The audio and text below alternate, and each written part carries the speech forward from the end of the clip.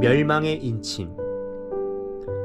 그러므로 한 사람으로 말미암아 죄가 세상에 들어오고 죄로 말미암아 사망이 들어왔나니 이와 같이 모든 사람이 죄를 지었으므로 사망이 모든 사람에게 이르렀느니라. 로마서 5장 12절. 성경은 하나님이 한 사람의 죄 때문에 전 인류를 벌하셨다고 말하지 않습니다. 그러나 죄의 기질, 곧 자기 권리 주장이 한 사람에 의해 전 인류에게 들어왔다고 말합니다. 그리고 또 한 사람이 전 인류의 죄를 짊어지고 제거했다고 말합니다. 이는 측량할 수 없을 만큼 심오한 계시입니다. 죄의 성향은 부도덕이나 악행이 아니라 나는 나 자신의 신이라는 자기 실현의 성향입니다. 이 성향은 예의 바른 도덕적인 행동으로 나타날 수도 있고 버릇없는 부도덕한 행동으로 나타날 수 있습니다. 그러나 어떤 경우이든 같은 근본, 곧 자기 권리를 주장한다는 점에서는 동일합니다. 주님께서는 모든 악한 세력으로 가득 찬 사람들과도 직면하셨고 첨념하며 도덕적인 고상한 사람들도 만나셨지만 그들의 도덕적 타락이나 성취에 대해 관심이 없으셨습니다. 주님께서는 우리가 보지 못한 것을 보셨는데 바로 사람의 성향이었습니다. 죄는 타고나는 것으로서 사람이 어떻게 할 수 없습니다. 오직 하나님만이 구속을 통해 죄를 다루십니다. 하나님께서는 예수 그리스도의 십자가를 통해 죄의 유전으로 저주 아래 놓인 전 인류를 구속하셨습니다. 하나님은 그 어디에서도 사람이 물려받은 죄의 유전에 대해 책임을 묻지 않으십니다. 정죄는 내가 죄의 유전과 함께 태어난 것이 아니라 예수 그리스도께서 나를 죄의 유전으로부터 구원하러 오셨다라는 것을 깨달으면서도 주님을 거절한 것에 대한 것입니다. 주님을 거절하는 그 순간부터 나는 멸망의 인침을 받게 됩니다. 그 정죄는 이것이니 곧 빛이 세상에 왔을 때 사람들이 자기 행위가 악함으로 빛보다 어둠을 더 사랑한 것이니라. 주님은 나의 최고봉 새벽 묵상, 오늘은 11월 10일 멸망의 인침이라는 제목으로 말씀을 나누도록 하겠습니다.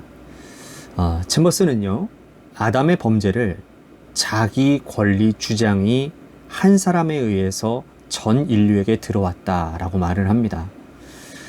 여기서 좀 어려운 말이 나오는데요. 자기 권리 주장이란 뭘까요?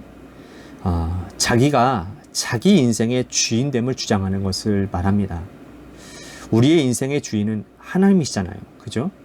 그런데 자기가 자기 인생의 주인이 되어서 자기 마음대로 살아감을 뜻하는 게 바로 자기 권리 주장이라는 겁니다. 그러니 그런 인생은 죄 가운데 거할 수밖에 없고 범죄하며 살 수밖에 없는 것이죠. 이 말씀이 맞는 것이요. 여러분 가만히 보면요. 모두 자기 인생은요. 자기 마음대로 살아가려고 합니다. 심지어 예수님 믿고 난 이후에도 이 부분이 가장 해결되어지지 않는 부분임을 우리는 보게 됩니다. 하나님의 자녀라면, 하나님이 내 인생의 주인임을 고백하는 사람이라면 분명 하나님의 말씀대로 살아야 하는데 그렇게 살아가기가 쉽지가 않습니다. 내가 내 인생의 주인이 되어서 내 마음대로 내 뜻대로 살려고 하죠. 그렇게 사는 것이 더 잘 사는 것 같고 또 더 괜찮아 보이기도 합니다. 이건 전적으로 아담의 범죄의 결과입니다. 그리고 그 죄의 결과는 영원한 사망, 바로 지옥 형벌입니다. 우리를 너무너무 사랑하시는 하나님께서 독생자를 보내셔서 그분으로 하여금 이 모든 죄의 문제를 해결하게 하셨습니다. 한 사람의 범죄로 죄가 이 땅에 들어왔고 그 결과 영원한 사망에 처하게 되었는데 한 분, 주님으로 말미암아 그 죄의 문제가 해결되어졌고 그 결과 영원한 천국 백성으로 살게 되었다라는 거죠.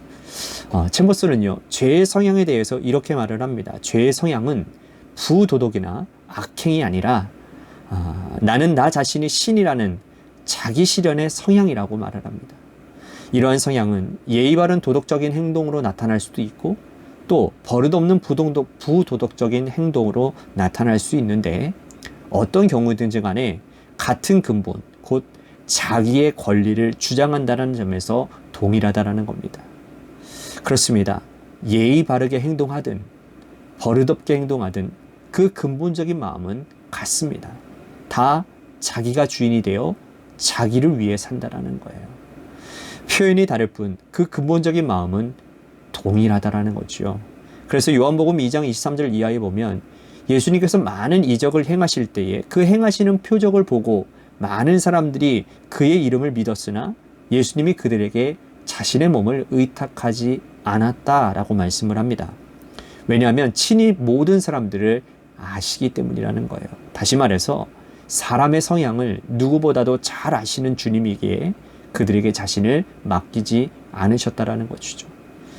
자기가 자기의 인생의 주인이 되어서 자기를 위해 살고자 하는 이 성향은 누구도 어찌할 수 없는 본능입니다.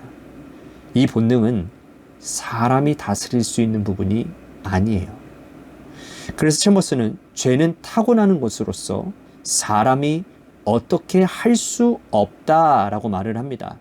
오직 하나님만이 구속을 통해 죄를 다스리신다라는 거예요. 맞습니다. 체모스의 표현대로 하나님께서는 예수 그리스도의 십자가를 통해 죄의 유전으로 저주 아래에 놓여진 전 인류를 구속하셨습니다. 그리고 하나님은 그 어디에서도 사람이 물려받은 죄의 유전에 대해 책임을 묻지 않으십니다. 제가 그런 비유를 여러분들에게 종종 말씀을 드렸는데 생각나시나요? 사람이 땀이 나는 것은 정상이라고요. 정상이죠. 그래서 땀 나는 게 문제가 아니라 안 씻는 게 문제라고 그랬습니다. 여러분, 죄가 꼭 그렇습니다. 원죄를 갖고 태어난 우리는요, 죄 가운데 태어나고 죄의 본성을 가지고 살아갑니다. 그러나 죄의 본성이 내 안에 있다고 해서 좌절하거나 절망할 필요가 전혀 없습니다. 왜냐하면 하나님께서 이미 그 죄의 문제를 십자가에서 이미 다 해결하셨기 때문입니다. 문제는 죄성이 아니라 주님의 십자가의 보혈로 씻기느냐 그렇지 않느냐라는 것입니다. 비록 끊임없이 나오는 죄성으로 인해 실수도 하고 범죄하기도 하고 그런다 할지라도 주님의 보혈 의지하여 주님께 더 가까이 나아가면 주님이 분명 우리의 죄를 씻어주시고 용서해 주십니다. 신기한 것은요, 그렇게 주님의 보혈을 의지해서 사는 사람들은 자기도 모르는 사이에 변해간다는 점이에요. 죄를 짓는 일이 점점 부자연스러워지고요, 불편해집니다. 잘못할 때마다 마음에 찔림이 있고 깨달음이 있습니다. 그러니 자연히 그 죄의 행함이 줄어들겠지요. 그리고 결국에는 죄가 아니라 주님의 뜻을 행하는 일에 더 열심을 내게 되는 것입니다. 체모스는 정죄에 대해서 이렇게 정의를 내립니다. 정죄는 내가 죄의 유전과 함께 태어난 것이 아니라 예수 그리스도께서 나를 죄의 유전으로부터 구원하러 오셨다는 것을 깨달으면서도 주님을 거절하는 것이다 라는 것이에요. 그러니까 죄의 문제가 아니라 주님의 보혈로 씻지 않은 게 문제라는 겁니다. 어떤 사람은 또 그렇게 말을 해요. 그러면 죄 짓고 회개하고 죄 짓고 회개하고 죄 짓고 회개하고 이렇게만 하기만 되는 거냐고. 여러분, 이거는 회개가 뭔지 몰라서 하는 얘기입니다. 그리고 주님의 십자가의 사랑이 어떠한 건지를 깨닫지 못하기 때문에 그런 말을 하는 거죠.